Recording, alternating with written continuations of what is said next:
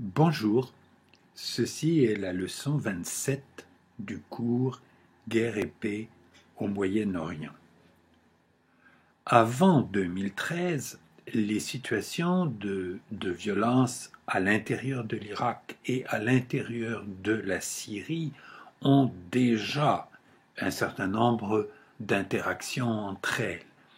Ces interactions deviennent beaucoup plus intenses à partir de 2013-2014, à tel point qu'on peut presque parler d'un conflit unique qui s'étend aux deux pays. Avant 2011, les Américains accusaient la Syrie de laisser passer sur son territoire des volontaires qui allaient combattre en Irak, ce qui est bien possible. Remarquons que les Américains n'étaient pas capables eux-mêmes de contrôler cette frontière entre la Syrie et l'Irak. Et après 2011, lorsque les mouvements de combattants vont plutôt se faire en sens inverse, c'est-à-dire à partir de l'Irak vers la Syrie, les Américains ne seront pas plus capables d'empêcher ce type de circulation. L'interdépendance donc entre les deux conflits, elle existe dès le départ du conflit en Irak.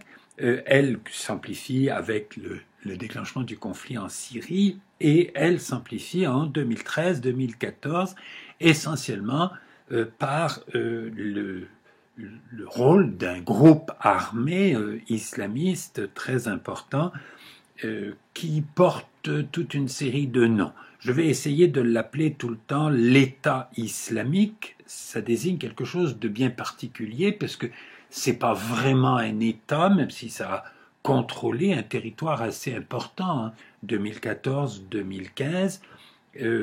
Ça a porté toute une série de noms. Je vous mets les initiales ou les acronymes dans le bas de l'écran, n'est-ce pas? EI, c'est pour État islamique. EIIL, c'est pour État islamique en Irak et au Levant. EIS, c'est pour État islamique en Irak et en Syrie, ce qui devient en anglais ISIS, Islamic State in Iraq and Syria. On l'appelle aussi très souvent Daesh, qui s'écrit en français et en anglais de deux façons différentes que vous avez au bas de l'écran. Daesh, il paraît que ça donne un mot arabe assez péjoratif qui est formé à partir des initiales en arabe de l'institution en question. Alors, l'État islamique en Irak a été proclamé en 2006. C'est quelque chose d'ancien. C'est un mouvement insurrectionnel s'appuyant sur les populations sunnites du nord-ouest de l'Irak et sans doute comportant un nombre non négligeable d'officiers de l'armée irakienne mis au chômage, donc ayant un certain savoir-faire guerrier. Ce mouvement, il est en lutte contre les Américains. Il y a plusieurs organisations qui luttent contre les Américains en Irak. J'ai déjà eu l'occasion de vous le dire. C'est une de ces organisations. C'est aussi une organisation sunnite militante, donc opposée au gouvernement chiite irakien et en concurrence avec d'autres mouvements insurrectionnels sunnites, notamment Al-Qaïda. Al-Qaïda, c'est le mouvement qui a été dirigé par Ben Laden, qui a été implanté en Afghanistan et ailleurs, qui a été accusé d'être l'organisateur des attentats du 11 septembre 2001 aux États-Unis. Et donc, ce mouvement, l'État islamique en Irak, cherche à capter les ressources humaines et matérielles des autres mouvements de résistance. En avril 2013, ces insurgés, donc initialement établis en Irak, ce qui ne veut pas dire que c'est formé uniquement d'Irakiens, profite de la situation de guerre civile en Syrie, la guerre civile a commencé en 2011, pour pénétrer en Syrie et établir son centre à Raqqa, qui est une ville moyenne syrienne dans l'est de la Syrie, au bord de l'Euphrate. Et dans la situation de chaos et de faiblesse très grande de l'État syrien à ce moment-là, cette organisation, cet État islamique va arriver à contrôler un certain territoire, donc dans l'est de la Syrie. À partir de cette base de départ, ils vont retourner en Irak ou envahir l'Irak d'une certaine façon, et ils vont avancer assez proche de Bagdad à la fin de l'année 2013. Ils se sont, au début de l'année 2014, ils s'emparent de villes moyennes irakiennes, Fallujah et Ramadi, qui sont des villes sunnites situées à une cinquantaine de kilomètres de Bagdad. Donc ils approchent de la capitale Bagdad. Et le 9 juin 2014, ils capturent Mossoul, qui est la grande ville du nord de l'Irak, qui est proche de la zone kurde autonome, qui continue à contrôler le nord de l'Irak. L'armée irakienne, qui a été créée, équipée, entraînée par les Américains, n'arrive à résister en rien à cette invasion, donc de volontaires ou de partisans islamistes. Pour nous, en 2021, ça ressemble à ce qui s'est passé en Afghanistan cette année, où là aussi une armée afghane formée, équipée à milliards de dollars de coûts par les Américains, n'est capable d'opposer aucune résistance aux talibans qui reprennent le contrôle de la capitale de l'Afghanistan et en pratique de presque tout l'Afghanistan au cours de l'été 2021. Je crois que dans les deux pays, on a le même phénomène, pas que ces soldats américains ou ces officiers américains qui prétendent instruire et former des soldats irakiens ou des soldats afghans, plus récemment, ne comprennent rien à la culture des hommes qu'ils prétendent instruire, et ces hommes instruits d'une façon qui ne leur apprend rien d'utile pour le type de guerre qu'ils ont à mener, et peut-être aussi dépassés par le matériel et l'enseignement technique qu'on leur donne, qui est beaucoup trop compliqué pour qu'ils puissent l'utiliser efficacement. Il y a sûrement des Afghans qui sont capables de combattre très efficacement, il y a sûrement des Irakiens qui sont capables de combattre très efficacement. On l'a vu dans la guerre contre l'Iran, nous allons le voir encore dans quelques minutes dans ce cours.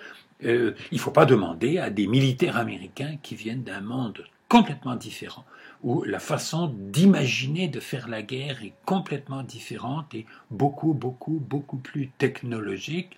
Il ne faut pas leur demander d'instruire les soldats de ces pays-là.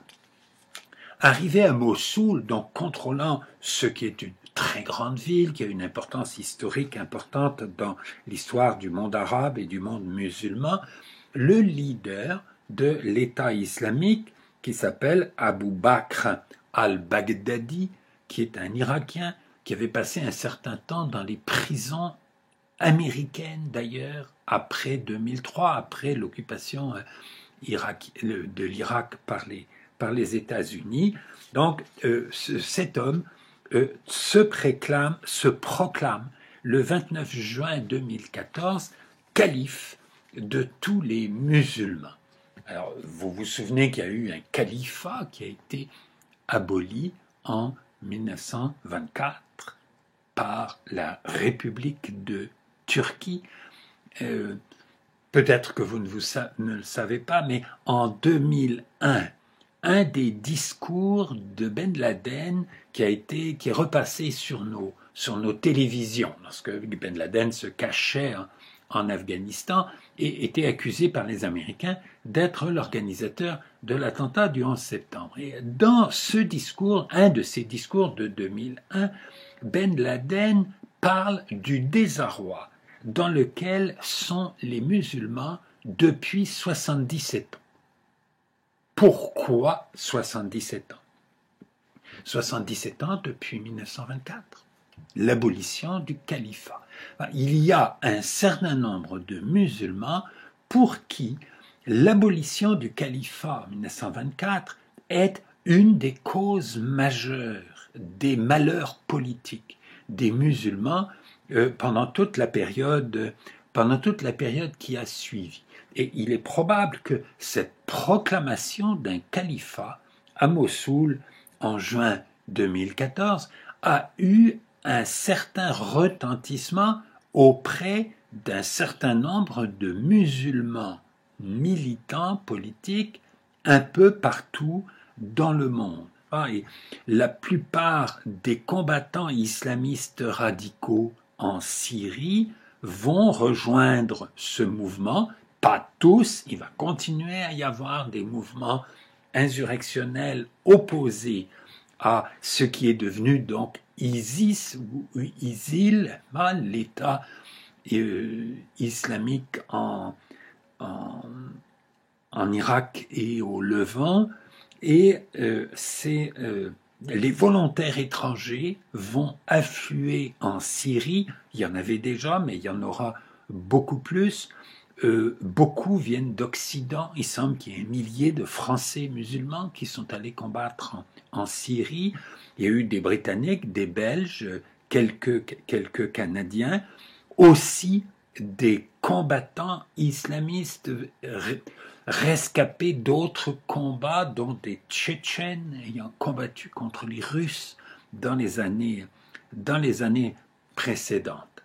Et donc, un certain nombre de mouvements insurrectionnels islamistes en Libye, en Algérie, au Yémen, en Arabie Saoudite, au Nigeria. Il y a un mouvement au nord du Nigeria assez important, islamiste, qui pose des problèmes très sérieux à la population locale et à l'État nigérian, ce mouvement, Boko Haram, en mars 2015, déclare son allégeance au nouveau calife. Donc ce califat, il a un certain retentissement, il amplifie sans doute la capacité de un certain nombre de mouvements islamistes violents de recruter des membres et de mener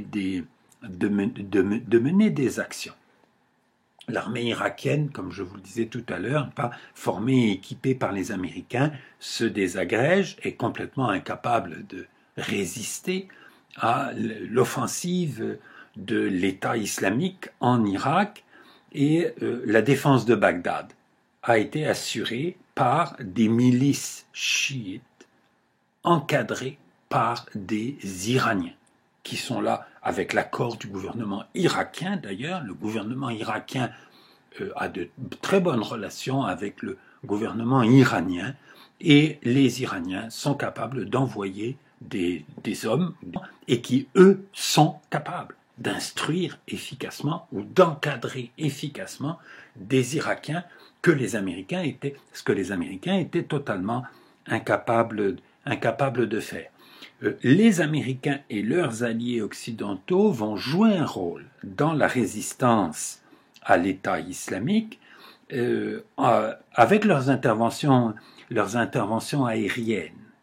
Et ils vont apporter une aide à des combattants qui étaient déjà engagés à ce moment-là qui existaient déjà dans le nord de l'Irak et dans le nord-est de la Syrie, à savoir des Kurdes. Il y avait des milices kurdes qui contrôlaient la zone kurde autonome du nord de l'Irak. C'est eux qui vont repousser les combattants de l'État islamique de la région de Mossoul.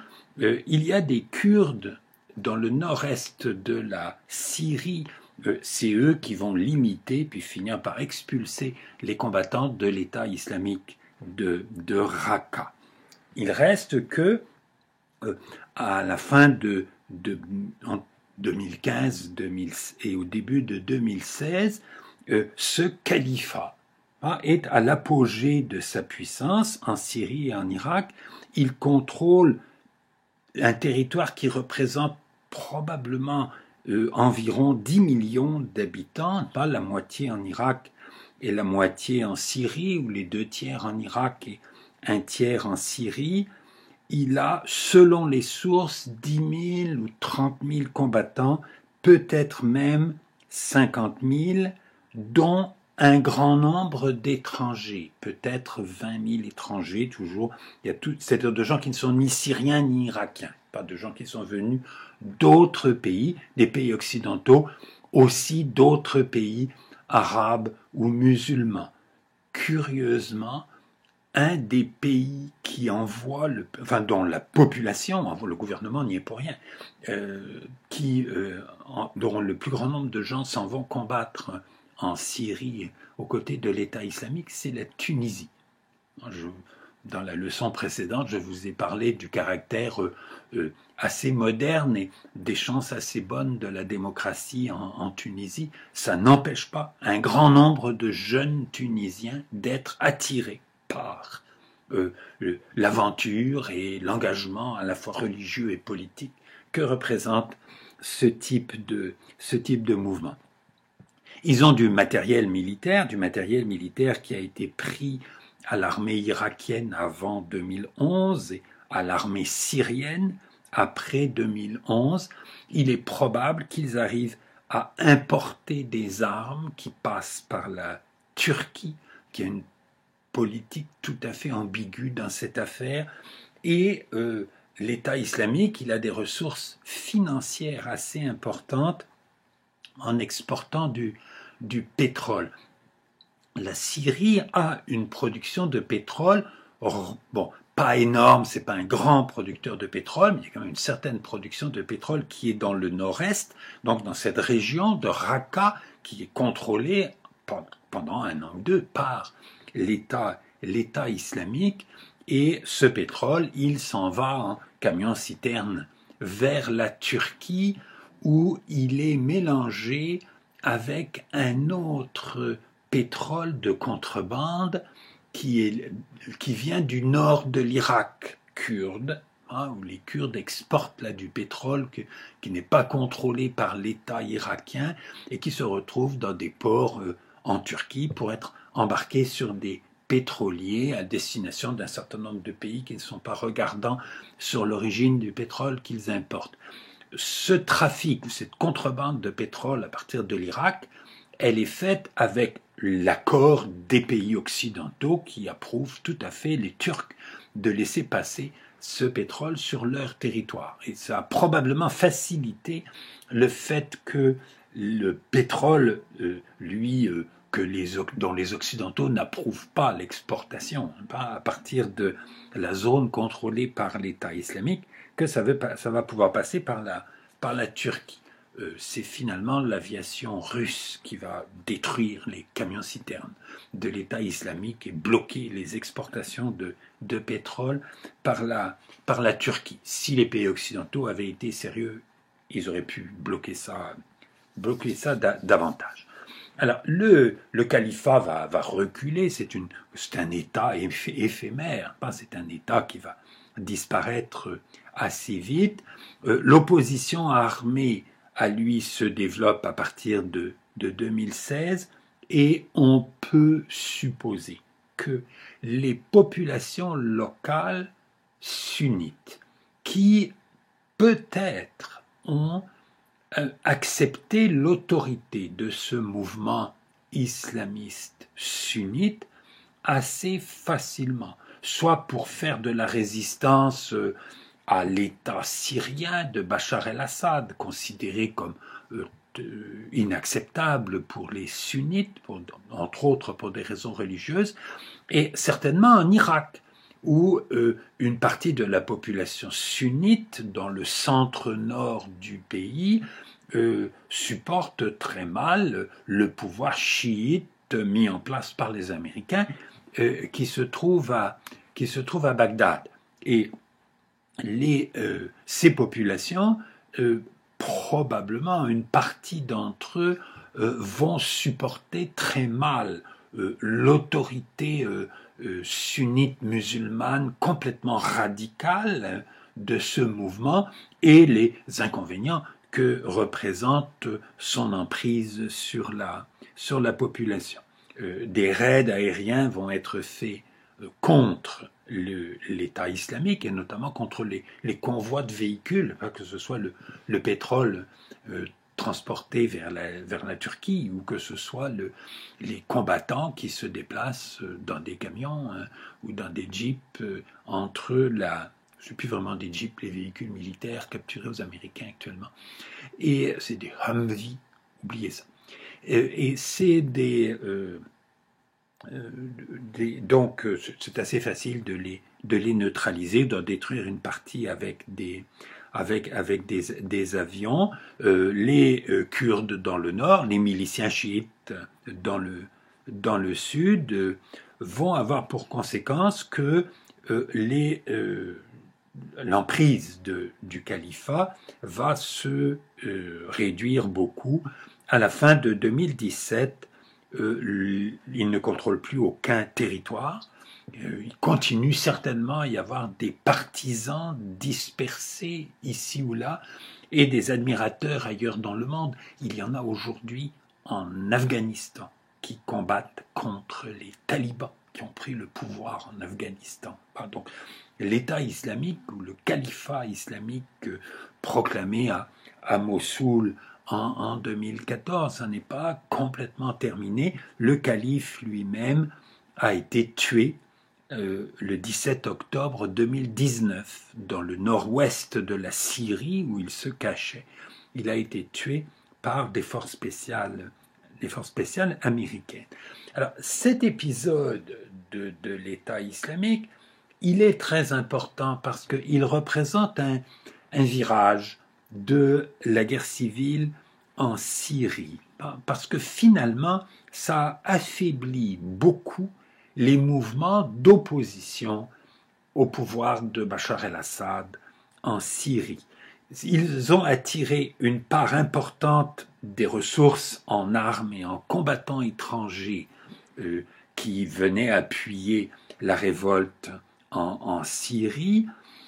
Il a provoqué un engagement croissant des forces armées occidentales contre lui. Les pays occidentaux ont soutenu directement ou laissé soutenir par l'Arabie saoudite ou le Qatar certains mouvements insurrectionnels en Syrie. Ce mouvement de l'État islamique, ils n'ont pas été tentés de le soutenir ou ils l'ont combattu plus efficacement et l'engagement d'une aide technique des Iraniens en Irak pour lutter contre eux, le renforcement des Kurdes et une aide militaire apportée aux Kurdes dans le nord de l'Irak et dans le nord de la Syrie pour combattre cet État islamique. Et d'autre part, on peut supposer pas quelque chose, je vous ai dit dans la leçon précédente que le pouvoir syrien à Damas, de Bachar el-Assad, il a toujours eu un soutien populaire dans une minorité ou des minorités importantes de la population, et suffisamment importantes pour que ça permette à cet État de ne pas s'effondrer. Bien sûr, les Alaouites, la secte d'origine de la famille Assad, mais aussi les autres minorités religieuses en Syrie qui considèrent le pouvoir de musulmans sunnites comme plus dangereux pour eux que le pouvoir de Bachar el-Assad. Et bien évidemment, l'État islamique a fait apparaître de nouveau le pouvoir de sunnites comme encore plus dangereux. En 2015, le mouvement insurrectionnel sunnite le plus puissant en Syrie, c'est eux.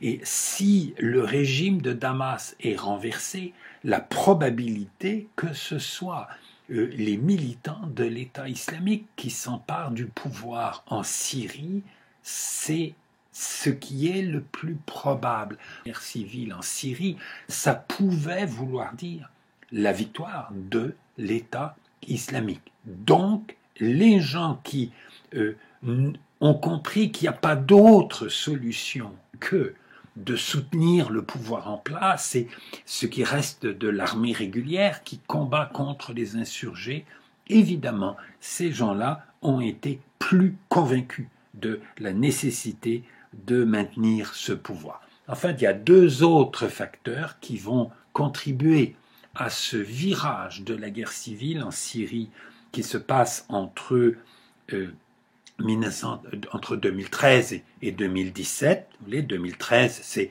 l'émergence de l'État islamique en Syrie à partir de l'Irak, et 2017, c'est la disparition de l'État islamique. Pendant cette période, deux autres facteurs vont contribuer au renforcement du gouvernement syrien, c'est l'évolution des positions de la Russie et de la Turquie. Il faut bien comprendre pourquoi ce qui se passe en Syrie est très important pour la Russie, aux yeux des dirigeants russes. Nous savons que une part de la préoccupation en France et dans les autres pays d'Europe occidentale pour la situation en Syrie, ça résulte du danger que représentent pour leur propre sécurité intérieure les retombées du conflit syrien. Et le conflit syrien a eu des retombées par un certain nombre d'attentats terroristes, notamment en France, à Paris ou en Belgique. C'est un problème évidemment pas du tout imaginaire que ce qui se passe en Syrie représente une menace pour la France ou pour les pays européens. Est-ce que pour lutter contre cette menace, il faut intervenir militairement en Syrie? Ça, c'est pas sûr. Il faut voir. Mais évidemment, si les Français sont préoccupés, les dirigeants français sont préoccupés par la situation en Syrie, il ne faut pas imaginer que c'est parce que la France a des intérêts économiques très très importants en Syrie qu'elle cherche à défendre ou des choses comme ça.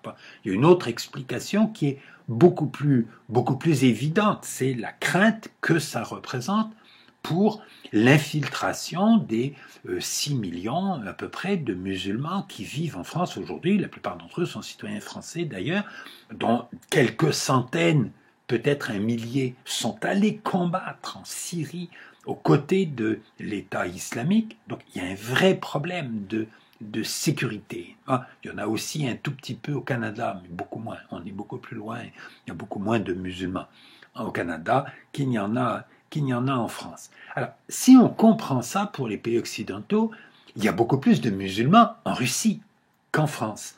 Ces musulmans, ils ont été, et ils peuvent être encore, un problème de sécurité interne très important à cause de la Tchétchénie, de l'insurrection tchétchène, de la répression des Tchétchènes, à cause du fait qu'on trouve des Tchétchènes parmi les gens qui combattent en Syrie.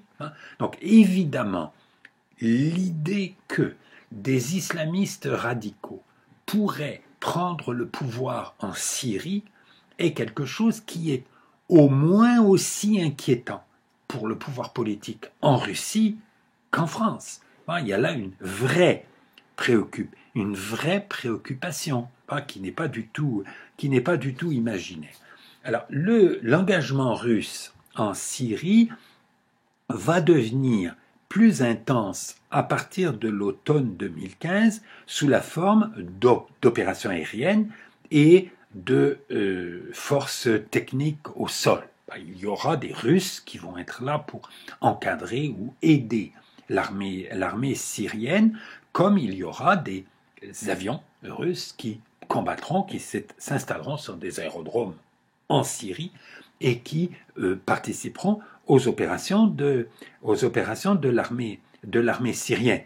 Il n'est pas inutile pour nous de remarquer que lorsque des avions russes participe au combat de l'armée syrienne, c'est légal en droit international, et que lorsque des avions occidentaux basés en Turquie ou basés sur des porte-avions dans la Méditerranée viennent faire des bombardements en Syrie sans l'accord et l'autorisation du gouvernement syrien, c'est évidemment illégal en droit international. Ce qui est tout à fait extraordinaire, je trouve, dans les débats politiques à propos de ce conflit depuis 10 ans maintenant, c'est que cet aspect-là de la question n'est jamais abordé, ni par les dirigeants des pays occidentaux et très peu dans les médias des pays occidentaux.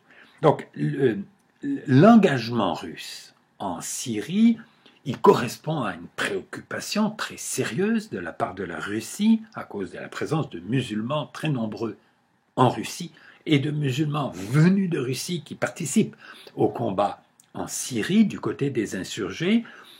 Cette intervention, elle est légale du point de vue du droit international parce qu'elle a lieu à la demande du gouvernement de Damas. Et enfin, et c'est le point le plus important sur lequel je veux insister parce que c'est une idée que nous avons rencontrée à plusieurs reprises dans ce cours, les Russes, en intervenant aux côtés du gouvernement syrien, ils interviennent auprès d'une des parties dans la guerre civile qui a une chance de gagner. C'est possible que le gouvernement syrien gagne. Et d'ailleurs, aujourd'hui, ça semble de plus en plus probable, sinon acquis. Alors, ce régime de Damas, il est peut-être détestable, mais il est viable.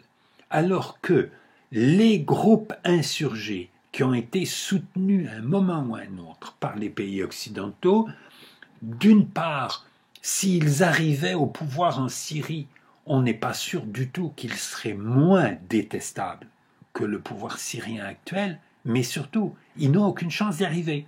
Alors que les Russes aident quelqu'un qui peut gagner. Je vous ai dit ça à plusieurs reprises. Parce que si on intervient dans une guerre civile, il faut aider quelqu'un qui peut gagner. Si on pense que ceux qui peuvent gagner sont tellement détestables qu'il ne faut pas les aider, il ne faut pas intervenir du tout. Mais il ne faut pas intervenir pour aider à combattre des gens qui ne peuvent pas gagner. Ça veut dire contribuer à la prolongation du conflit, et c'est tout, et faire le malheur de tout le monde dans le pays où on prétend intervenir. Donc, ce qui devient très clair à partir de 2015-2016, c'est que l'intervention extérieure dans la guerre en Syrie, qui correspond à un projet politique cohérent, c'est l'intervention de la Russie.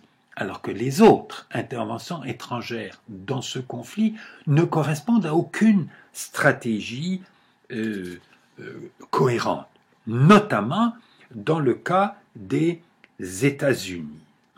Les États-Unis, je vous ai dit que dans la leçon précédente, qu'au moment de la crise de l'utilisation des armes chimiques en Syrie, le président Obama semble s'engager dans une politique de coopération avec la Russie pour essayer de résoudre le conflit, ce qui, je crois, aurait été une bonne idée, que ça va être abandonné pour des raisons que je fais des suppositions dans la leçon précédente.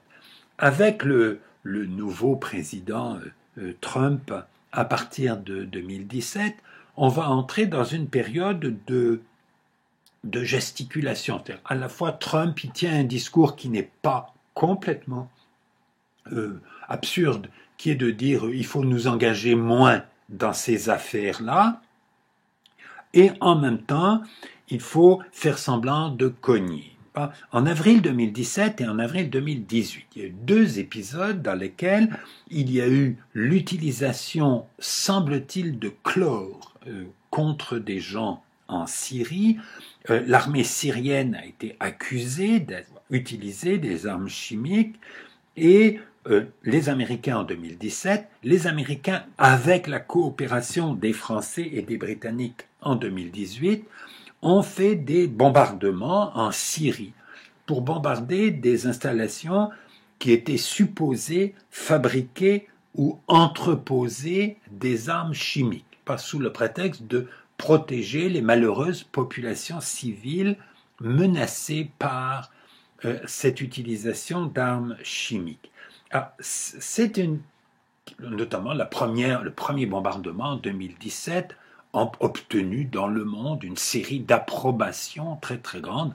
Enfin, Trump fait quelque chose, alors que Obama n'avait rien fait quelques années plus tôt. Je vous ai dit dans la leçon précédente, pour laquelle je pense que c'est faux, que Obama a fait ce qui pouvait être utile, éliminer les armes chimiques les plus dangereuses en coopération avec les Russes. Alors cette fois-ci, on prétend bombarder effectivement des missiles de croisière qui sont allés détruire des installations en Syrie. Heureusement, il n'y avait pas d'armes chimiques à cet endroit-là, parce que s'il y avait eu des armes chimiques, ça aurait pu déclencher une catastrophe pour les populations voisines. Si on se sent menacé par une installation qui produit des gaz dangereux, il ne faut pas aller bombarder cette installation pour protéger les populations voisines. Apparemment, les bombardements n'ont déclenché aucune fuite de gaz dangereux, ce qui prouve qu'il n'y en avait pas à cet endroit-là, que les bâtiments ont été détruits et apparemment ça n'a tué personne. Il semble que les Américains avaient prévenu les Russes pour que les Russes n'aillent pas se faire tuer et que ça fasse un conflit, un incident diplomatique supplémentaire. Les autorités américaines ont démenti ça, mais le démenti ne prouve pas grand-chose dans cette affaire. Si le but du président américain était de faire semblant de faire quelque chose, était d'accuser son prédécesseur d'avoir été une nouille qui, lui, n'avait pas été capable de bombarder en 2013, alors que lui, Trump, fait la preuve de son esprit de décision et de sa force, et en s'arrangeant pour que ça n'ait aucune conséquence regrettable sur le terrain, il valait mieux effectivement prévenir les Russes. Si les Russes ont été prévenus, il est probable que les Syriens l'ont été aussi par les Russes. Ce qui fait que ces bombardements, qui sont typiquement de la gesticulation, c'est-à-dire on fait semblant de faire quelque chose, alors qu'en réalité, on ne fait rien.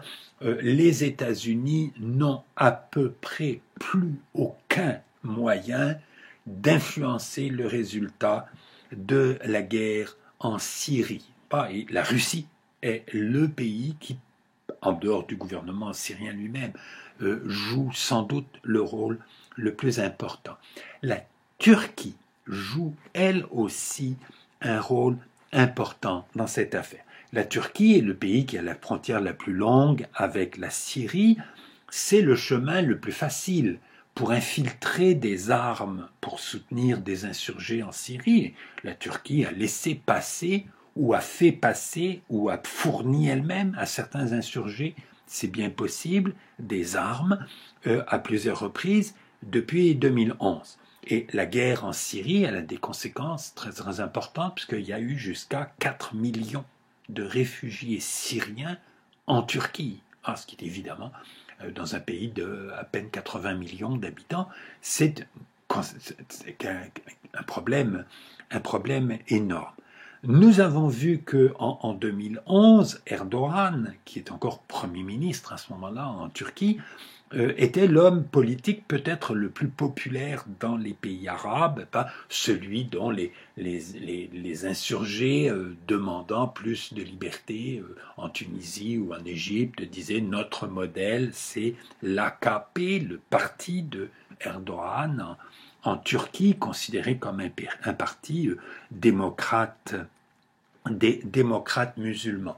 Erdogan est un musulman sunnite politique, qui a fait un parti politique qui défend les droits des sunnites en Turquie, qui sont la majorité de la population de la Turquie. Donc ça serait bien à ses yeux d'avoir une voisine syrienne qui évolue dans cette direction-là politiquement, probablement cru que les choses n'allaient pas tourner aussi mal qu'elles ont tourné. Alors avec le temps, l'afflux de réfugiés sur le territoire de la Turquie fait que ça devient beaucoup plus sérieux, et intervient l'enjeu kurde. Les Kurdes de Turquie et les Kurdes de Syrie vont par leur existence, devenir un enjeu pour le gouvernement turc de la situation en Syrie. Alors, la Turquie est le pays du monde où il y a le plus de Kurdes. Ils sont entre 10 et 25% de la population. Les chiffres varient énormément parce que ça dépend comment on définit un Kurde. Est-ce qu'il faut avoir les deux parents qui le sont ou seulement un des deux parents? Est-ce qu'il faut parler la langue? Ce qui fait que vous pouvez avoir des auteurs qui disent qu'il y a 10% de Kurdes en Turquie, d'autres qui vous disent c'est le quart de la population. Ce qui est sûr, c'est qu'il y a une part considérable de la population de la Turquie qui est plus ou moins d'origine kurde. Donc, reste que c'est très important. Il y a plus de Kurdes en Turquie, même avec les définitions les plus restrictives. Il y a plus de Kurdes en Turquie qu'il n'y en a en Irak ou surtout en Syrie, où ils sont beaucoup moins nombreux. Pendant longtemps, l'État turc, face aux révoltes de Kurdes dans les pays voisins, et notamment en Irak, c'est là qu'il y avait les révoltes de Kurdes les plus fréquentes, la position de l'État turc était toujours d'être favorable à l'État central du pays concerné, notamment de l'Irak, pour que cette révolte de Kurdes soit réprimée. Et la Turquie souhaitait que les Kurdes des pays voisins aient le moins d'autonomie possible, d'autonomie politique, pour que ça donne le moins d'idées possible aux Kurdes de Turquie de demander la même chose, ou beaucoup plus concrètement, pour que ça ne serve pas de base d'infiltration à des combattants kurdes contre la Turquie. Ce que la Syrie a été un peu dans les années 90, ce que l'Irak était parfois avant qu'il y ait une zone importante kurde autonome dans le nord de l'Irak, zone kurde autonome qui a besoin de faire du commerce par la Turquie. Jusqu'à la chute de Saddam Hussein en 2003, les Kurdes du nord de la Turquie ne pouvaient pas acheter des choses qui passent par l'Irak ou seulement en contrebande, c'était difficile. Ils ne pouvaient pas exporter le pétrole qu'ils contrôlaient sur leur territoire par l'Irak, ils devaient l'exporter par la Turquie. Et donc, avoir des relations pas trop mauvaises avec la Turquie était utile. Et l'existence de la zone kurde autonome dans le nord de l'Irak, le fait que cette zone, elle est soutenue par les Américains, et à partir de 2005, elle est reconnue par le gouvernement de Bagdad. Donc, faire une politique d'hostilité envers la zone kurde du nord de l'Irak, ça devenait une politique qui ne peut aboutir à rien dans le cas de la Turquie. Et à ce moment-là, à la fin des années, à la fin de la première décennie de notre siècle, avant 2010, aux alentours de 2009, la Turquie a eu un ministre des Affaires étrangères qui était, je crois, un homme remarquable, qui s'appelait Davutoglu, qui a compris que la meilleure façon pour la Turquie d'assurer sa sécurité face au risque que les Kurdes des pays voisins aident une révolte ou des révoltes de Kurdes en Turquie.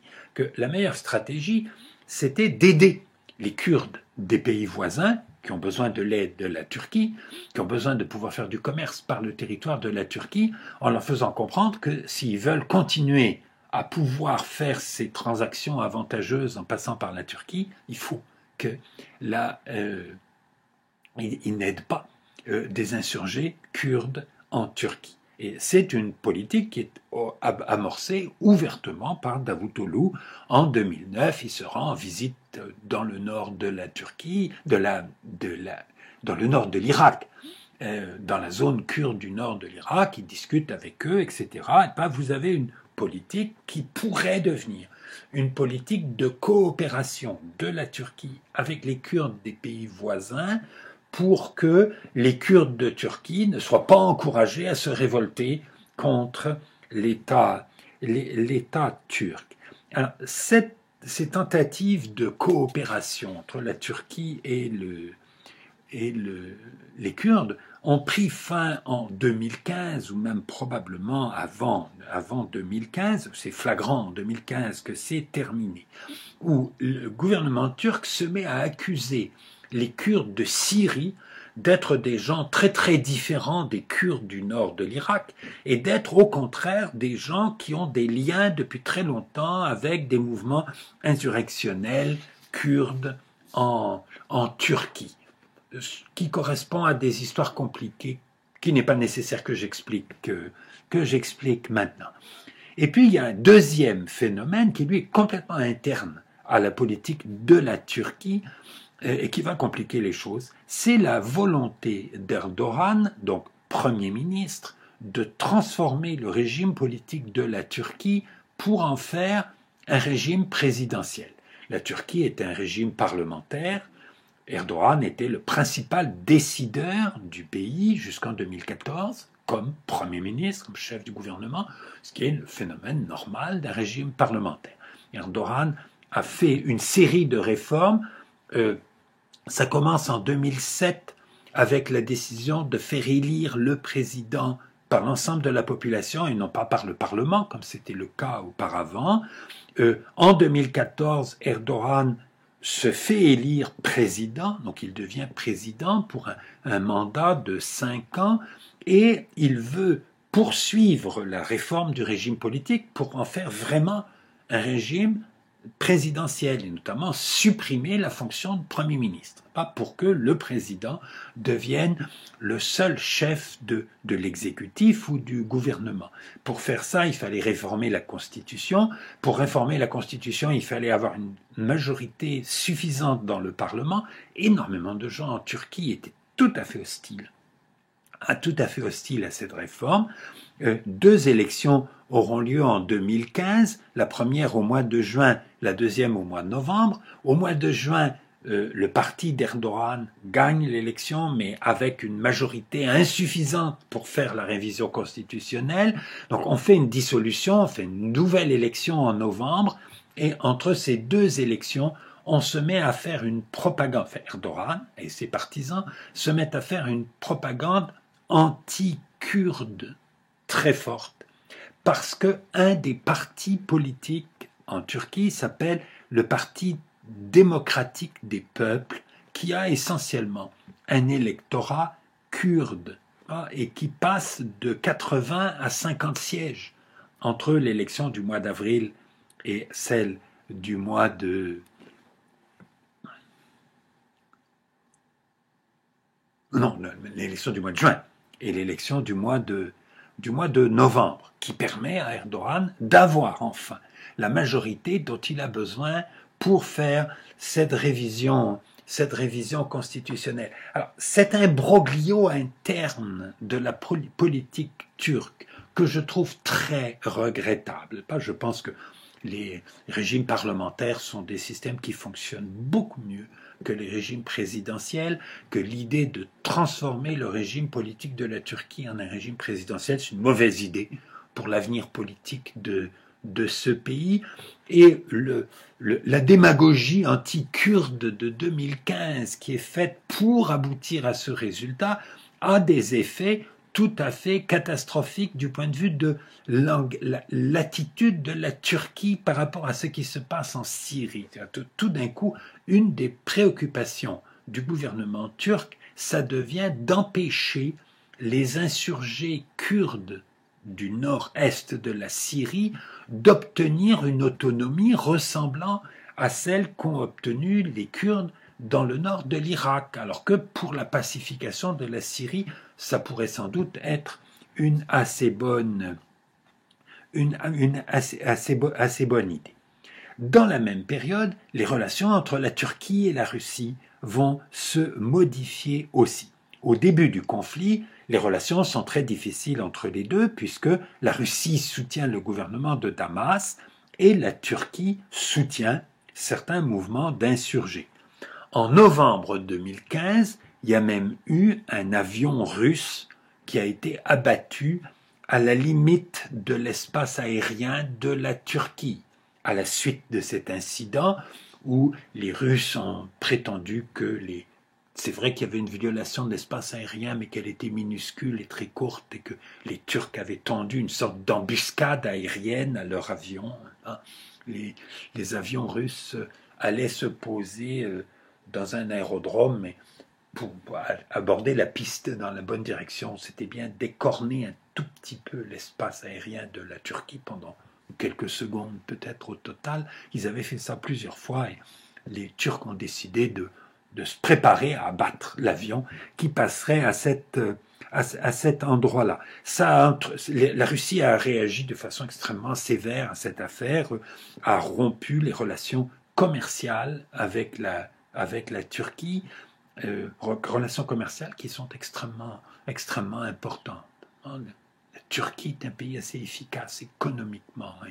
À travers la mer Noire, ça permet de faire énormément d'échanges avec la Russie, échanges qui sont très avantageux pour les deux pays.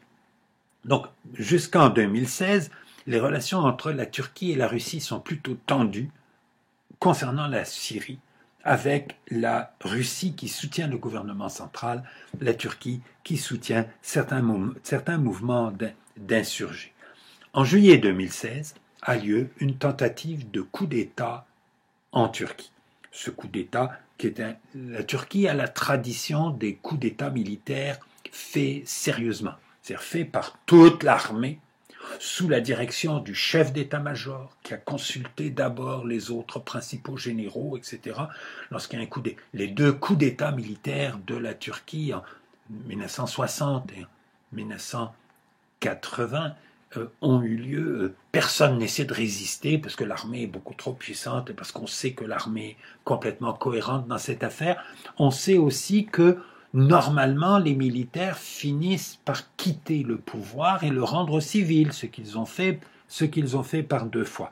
Alors, ce qui s'est passé en 2016 est quelque chose de très différent. C'est seulement un groupe d'officiers dans un coin qui décide de faire un coup d'État. Ils vont capturer le chef d'état-major de l'armée dans son bureau pour lui demander de prendre la tête du mouvement, mais il refuse. Donc ça marche pas tellement leur affaire. Et le président Erdogan mobilise ses partisans, notamment dans la ville d'Istanbul, qui est la plus grande ville de Turquie pour le peuplement, et où Erdogan a été maire d'Istanbul, pas avant d'être prisonnier politique et puis ensuite Premier ministre. Son itinéraire politique personnel, c'est là qu'il a le plus de partisans, à Istanbul. Donc le coup d'État va échouer très très rapidement.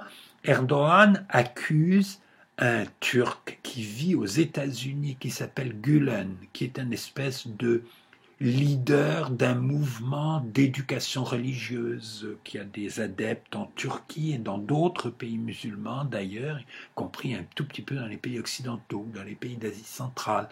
Un homme, Gülen, qui a probablement des relations avec les services secrets américains, qui l'utilisent pour développer leur influence en Asie centrale. J'ai dit probablement. Je ne connais pas les secrets de la CIA. Est-ce que Gülen est à l'origine du coup d'État? Je n'en sais rien. Le gouvernement turc accuse Gülen d'être à l'origine du coup d'État et se met à poursuivre les partisans de Gülen qui existent en Turquie et qui jusque-là, ou jusque quelques années plus tôt, étaient des fermes soutiens de Erdogan. On a 2 tendances là d'islamistes politiques, pas de gens qui utilisent la religion à des fins politiques. C'est ce que fait Erdogan, c'est aussi ce que fait Gülen.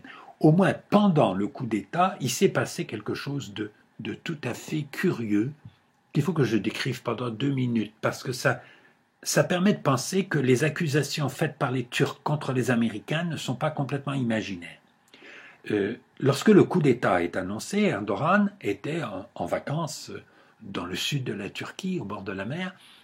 Il arrive à prendre un avion pour revenir à Istanbul. Il sait que c'est à Istanbul qu'il a le principal soutien pour résister au coup d'État.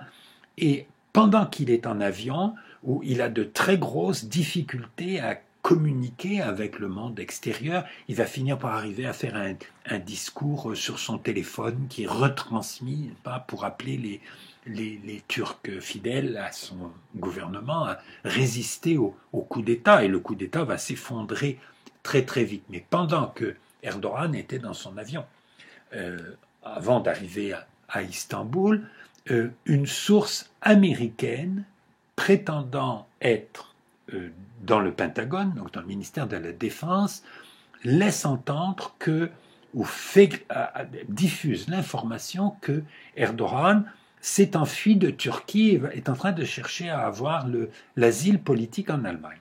Ce qui est évidemment la fausse nouvelle la plus efficace pour essayer de faire réussir le coup d'État. Donc il y a eu des gens aux États-Unis qui ont diffusé cette rumeur. Qui était-il exactement? Quelle était la distance entre eux et le président des États-Unis, ou entre eux et le ministre de la Défense des États-Unis? Je ne sais pas ça.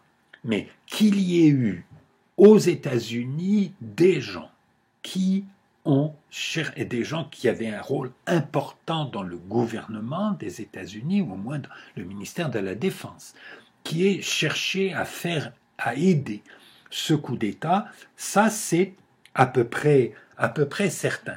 Alors Erdogan va accuser les Américains d'être responsables du coup d'État, va demander l'extradition de Gülen en Turquie, puisqu'il est aux États-Unis. Les Américains vont refuser l'extradition de Gülen.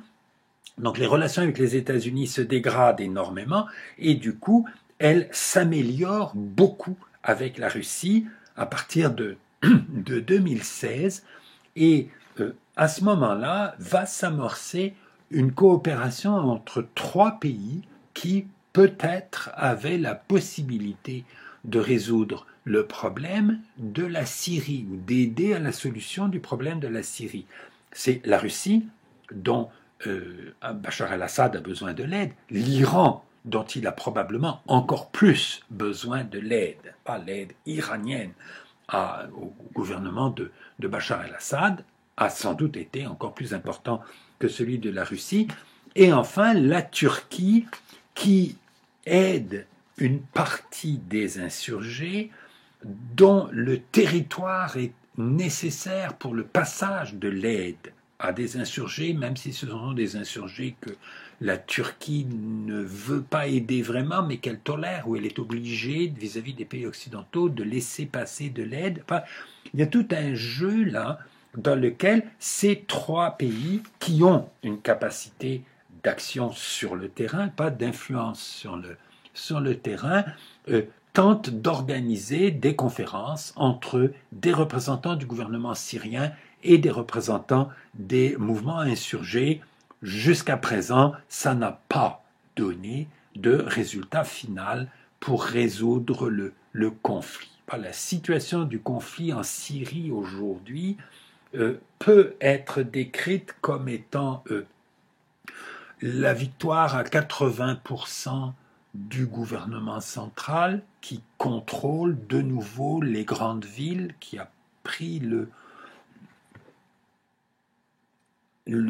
contrôle de la situation presque partout, sauf dans deux régions, le nord-est, d'où a été chassé l'État islamique, mais où une partie du territoire est contrôlée par des milices kurdes, pas milices kurdes dont le but n'est pas de prendre le pouvoir à Damas, et donc avec qui presque sûrement un compromis est possible. Pas possible d'avoir une sorte d'autonomie qui s'établirait à cet endroit-là, avec le risque de complications avec la Turquie, qu'au contraire ce soit la Turquie qui fasse des histoires à la Syrie si la Syrie accepte cette autonomie dans la région kurde. Et Damas pourrait préférer ce type de règlement plutôt que d'essayer de reprendre par la force le nord-est de la Turquie, de la Syrie,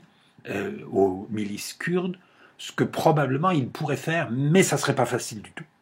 Et la question, c'est comment ça se passerait avec la Turquie. Et si la Turquie vient aider Bachar el-Assad à prendre le contrôle de la zone kurde, Bachar el-Assad risque de se retrouver avec une occupation turque d'une partie de son territoire, qui est quelque chose dont il n'a pas envie non plus. Mais la situation du Kurdistan n'est pas la situation la plus grave de la Syrie, qui fait obstacle à un règlement complet de la Syrie.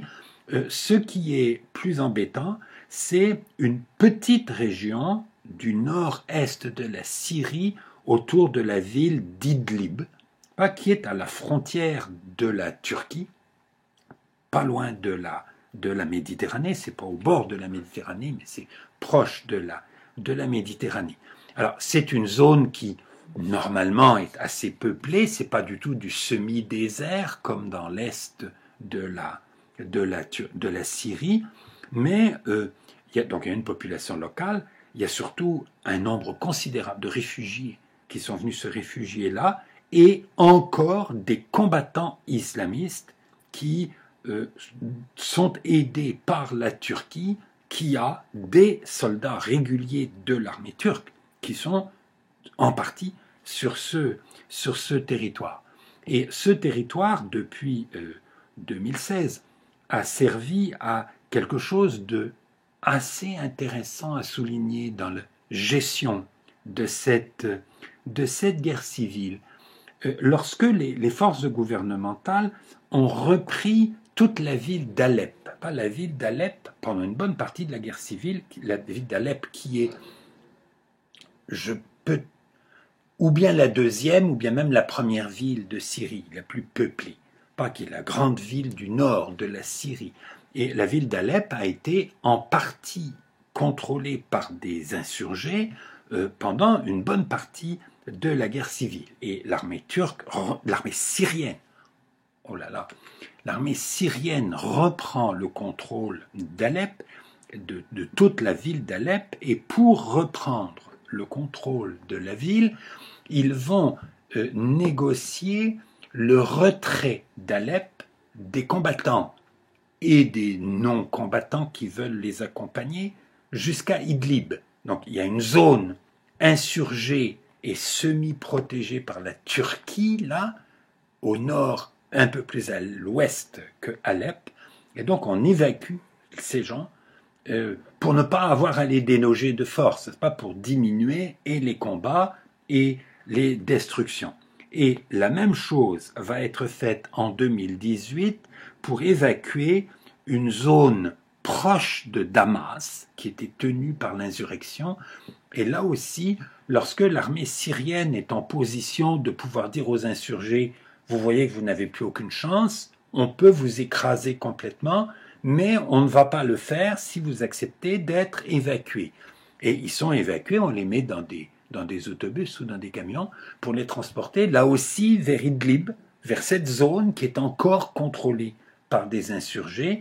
Ce sont des soldats russes qui servent d'intermédiaires entre l'armée syrienne et les insurgés, et ce sont des soldats russes qui accompagnent les camions, pas pour garantir que c'est pas un piège et qu'on va pas leur dire on vous évacue vers Idlib et puis on les massacre tous à 10 km de là en leur tendant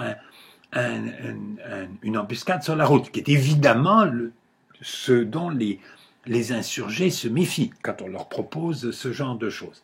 Mais c'était des vraies propositions, et des vraies propositions qui sont garanties et réalisées grâce à l'aide de la Russie. Donc vous avez là des Russes qui essaient de jouer un rôle pour limiter le nombre de morts et le nombre de destructions en Syrie, pour aider le gouvernement syrien et l'armée syrienne à gagner cette guerre civile. Ça les aide à gagner, évidemment, c'est avantageux pour le pouvoir syrien de faire ce genre de choses, c'est avantageux, mais en même temps, ça diminue, ça limite les dégâts en Syrie, dans les villes ou dans la population. Donc, c'est une stratégie assez intelligente pour limiter les combats et les destructions dans une guerre civile. C'est pour ça que tous les discours qui nous sont tenus aujourd'hui sur l'idée que Bachar el-Assad est purement et simplement un monstre et que sa victoire dans cette guerre civile est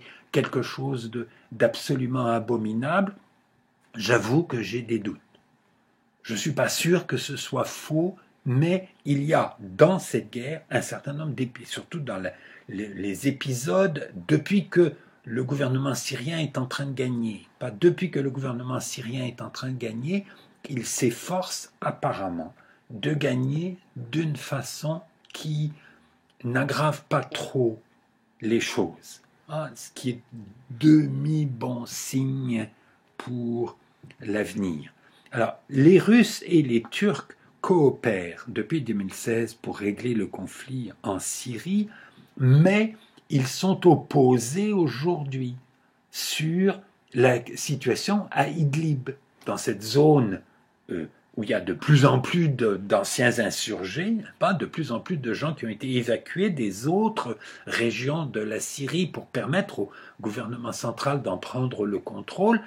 Et évidemment, les Russes souhaitent que le gouvernement syrien puisse reprendre le contrôle de tout son territoire, et évidemment les Turcs qui protègent d'une certaine façon cette zone insurgée résiduelle, ils ne savent pas quoi faire avec les gens qui s'y trouvent.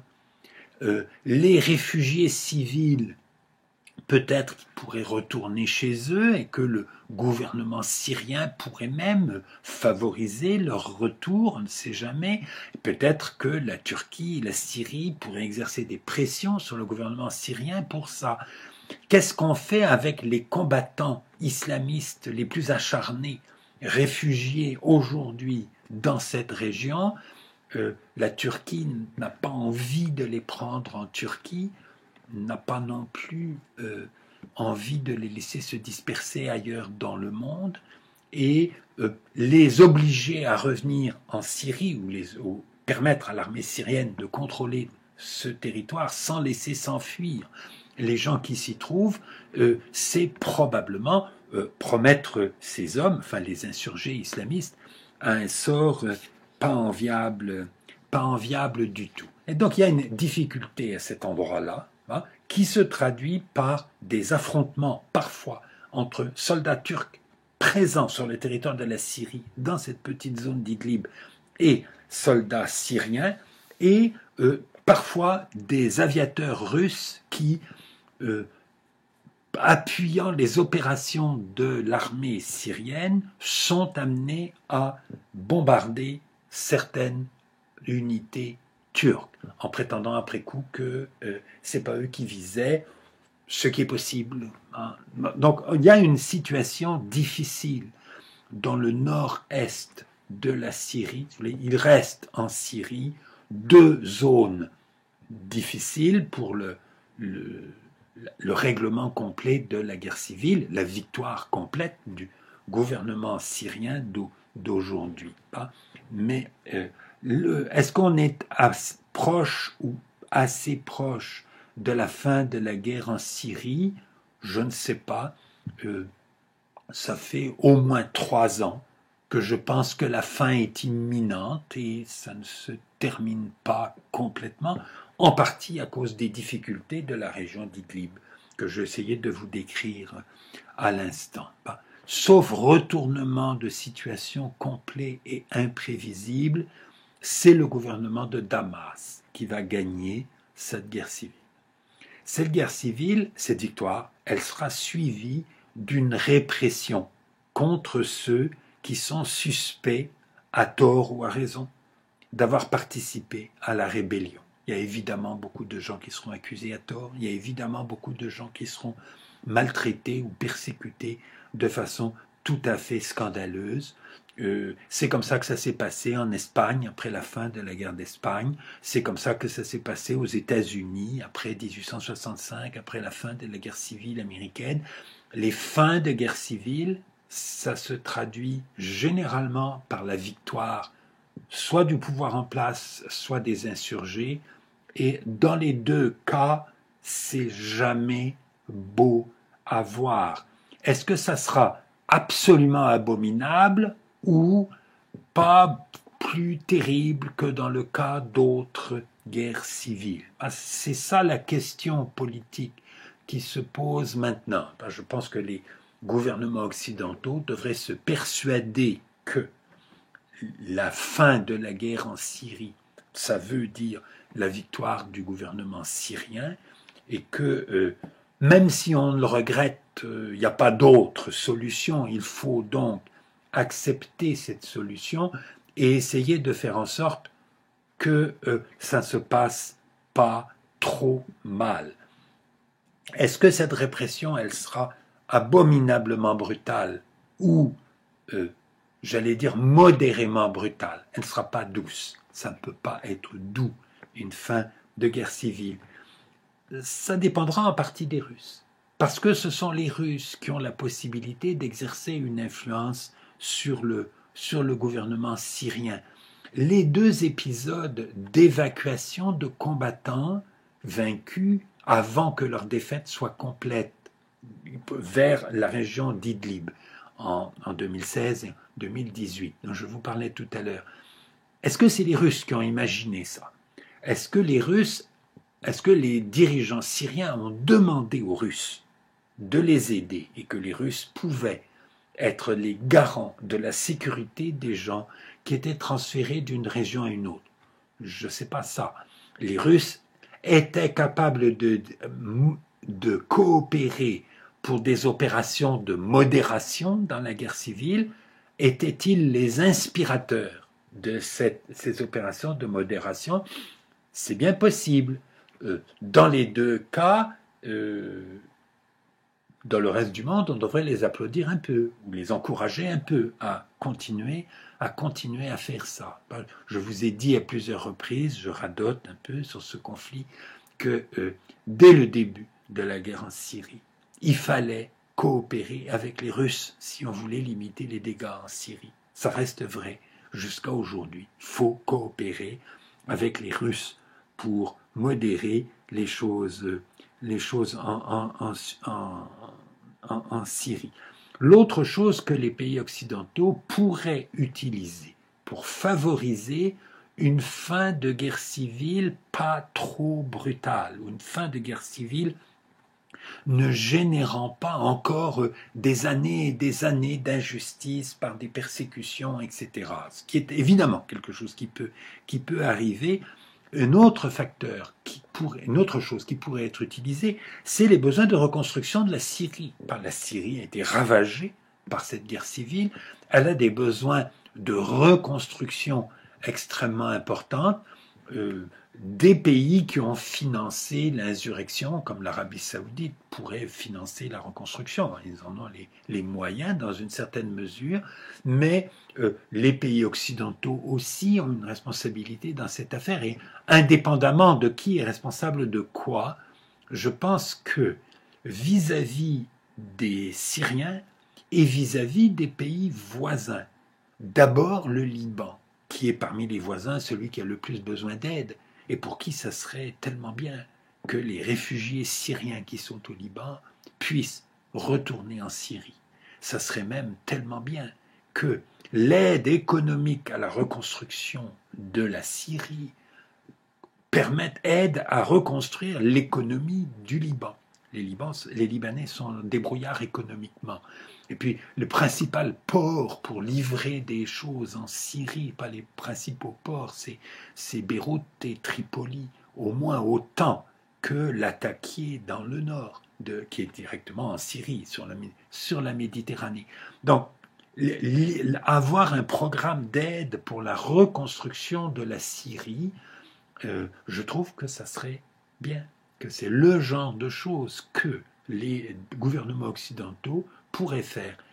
J'ai très peur qu'ils fassent l'inverse, c'est-à-dire qu'ils disent c'est Bachar el-Assad le criminel, cette guerre et ces destructions, c'est entièrement sa responsabilité, il n'est pas question de l'aider, il faut le laisser se débrouiller avec les dégâts, ce en quoi on punirait la population syrienne, on punirait les pays voisins qui ont des réfugiés sur leur territoire et pour qui ce sera plus difficile de rentrer. Et en même temps, on va dénoncer la brutalité de Bachar el-Assad en faisant des choses qui ne peuvent que favoriser cette brutalité. Pas que le moyen d'éviter cette brutalité, ça serait, en parlant avec les Russes, de dire on va aider à la reconstruction de la Syrie et cette aide, évidemment, sera conditionnelle au fait que la répression des adversaires politiques du gouvernement